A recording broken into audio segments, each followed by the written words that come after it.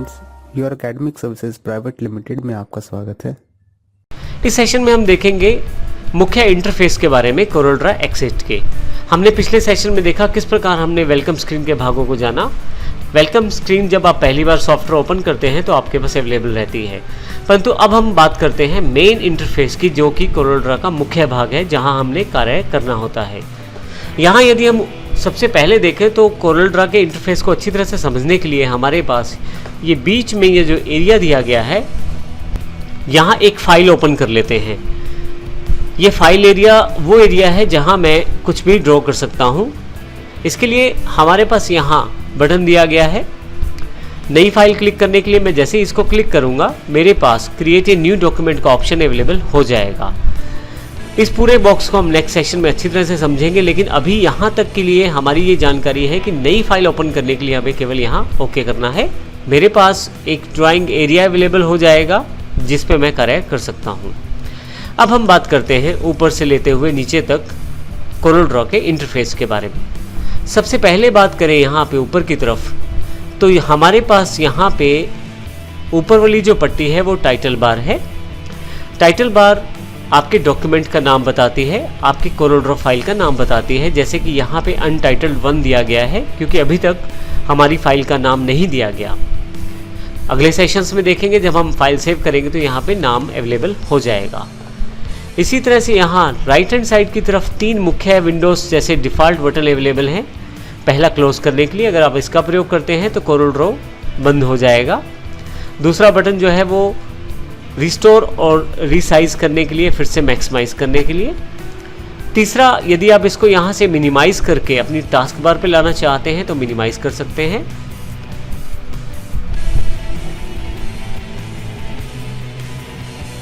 तीसरा बटन आप यदि इसको मिनिमाइज करना चाहते हैं तो यहाँ पे क्लिक करें तो आपके पास स्क्रीन से कोरोलड्रा सॉफ्टवेयर हट जाएगा और नीचे टास्क बार में एक बटन के रूप में अवेलेबल हो जाएगा।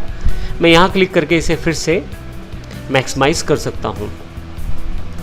इसी के साथ आपके पास यहाँ काफ़ी सारी बार्स दी गई हैं टाइटल बार के नीचे। सबसे दूसरे वाली जो बार है वो उसे मेन्यू बार कहते हैं। मेन्यू बार में आप देखें कन्वेंशनल मेन्यूज़ को प्रयोग किया गया है। जैसे फाइल पे क्लिक करते हुए फाइल मेन्यू ओपन हो जाएगा, एडिट पे जाते ही एडिट अवेलेबल हो जाएगा, व्यू पे जाते ही व्यू अवेलेबल हो जाएगा। इस तरह के काफ़ी सारे मेन्यूज़ आपके पास कोरोलड्रा में अवेलेबल है। लेआउट, ऑब्जेक्ट, इफेक्ट्स इत्यादि। इसी के बिल्कुल नीचे हमारे पास स्टैंडर्ड टूल बार अवेलेबल है। स्टैंडर्ड टूल बार में लगभग वही ऑप्शंस आपके पास अवेलेबल हैं जो आप ज़्यादा प्रयोग करते हैं, जो इन मेन्यूज़ में ऊपर की तरफ हैं, परंतु ज़्यादा प्रयोग किए जाने वाले सभी ऑप्शंस को स्टैंडर्ड टूल बार में शामिल किया गया है।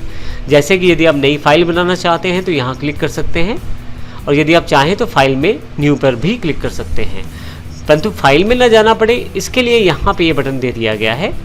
इसी तरह से फाइल को खोलने के लिए ओपन, सेव, प्रिंट इत्यादि काफ़ी सारे बटन यहाँ पे अवेलेबल हैं। और ये हमारे नॉर्मल टूल्स को रखती है बार अपने पास, इसलिए हम इसे स्टैंडर्ड टूल बार कहते हैं। इसके बिल्कुल नीचे आपके पास प्रॉपर्टी बार अवेलेबल है। प्रॉपर्टी बार में आपके पास यहाँ पे यदि अभी देखें आप तो सबसे पहले, क्योंकि मेरे पास नीचे ड्राइंग एरिया में कोई भी टूल सिलेक्टेड नहीं है, कोई भी ऑब्जेक्ट सिलेक्टेड नहीं है, इसलिए डिफ़ॉल्ट रूप में आपके पास यहाँ पे हमारे पास ये बार दी गई है जो कि पेज की प्रॉपर्टीज़ को डिफ़ाइन करती है। जैसे कि सबसे पहले आप यहाँ से पेज साइज़ डिफ़ाइन कर सकते हैं अपने ड्राइंग के लिए।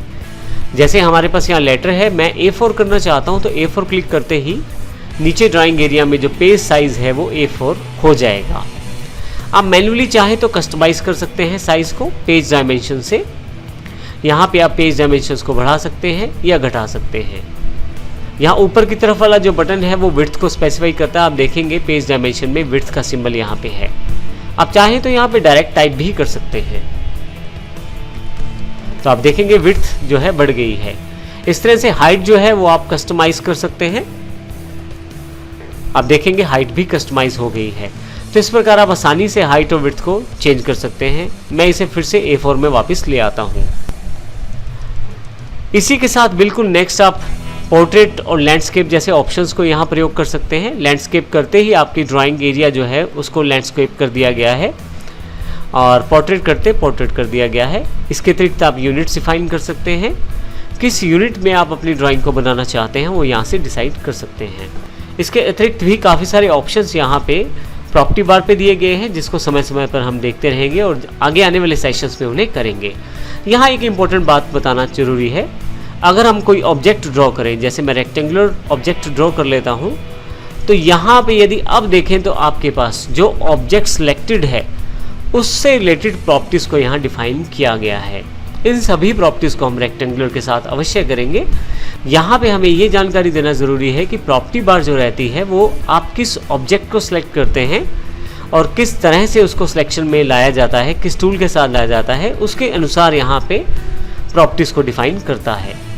जैसे उदाहरण के लिए यहाँ से एलिप्स टूल सेलेक्ट कर लेता हूँ और जैसे ही मैं यहाँ ड्रॉ करना शुरू करता हूँ एलिप्स टूल को, तो आप ऊपर की तरफ यदि देखें तो सभी प्रॉपर्टीज एलिप्स टूल से रिलेटेड अवेलेबल हुई है यहाँ पे। तो इस प्रकार जिस प्रकार का आप ऑब्जेक्ट सेलेक्ट करेंगे, जिस प्रकार का टूल सेलेक्ट करेंगे, उसके अनुसार ही प्रॉपर्टी बार आपको टूल्स दिखाएगी।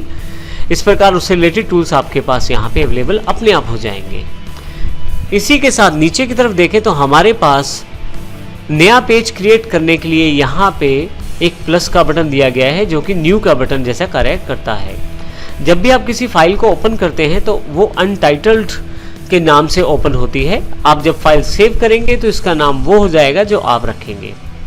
नीचे की तरफ डिफ़ॉल्ट रूप में एक पेज दिया गया है। आप चाहें तो यहाँ से पेज को ऐड भी कर सकते हैं। इसके लिए आपको केवल यहाँ से पेज ऐड करना है। इस बटन पे क्लिक करते ही पेज 2 अवेलेबल हो जाएगा। ये पेज 1 अलग पेज है और पेज 2 अलग पेज है। फिर से क्लिक करने पर पेज 3 क्लिक हो जाएगा। आप अपनी आवश्यकता अनुसार इन पेजेस को प्रयोग कर सकते हैं। इसी के साथ यदि आप नई फाइल बनाना चाहते हैं तो आप केवल इस प्लस पे क्लिक करें, आपके पास एक नया कोरोड्रा डॉक्यूमेंट अवेलेबल हो जाएगा। फिर से जैसे हमने देखा था कि यहाँ पे अनटाइटल्ड 2 आ गया है, ओके करते ही बिल्कुल नई एक कोरोड्रा फाइल अवेलेबल हो जाएगी। ये अनटाइटल्ड 1 फाइल है जिसमें मेरे पास 3 पेजेस हैं और ये अनटाइटल्ड 2 फाइल है जिसमें मेरे पास केवल 1 पेज है।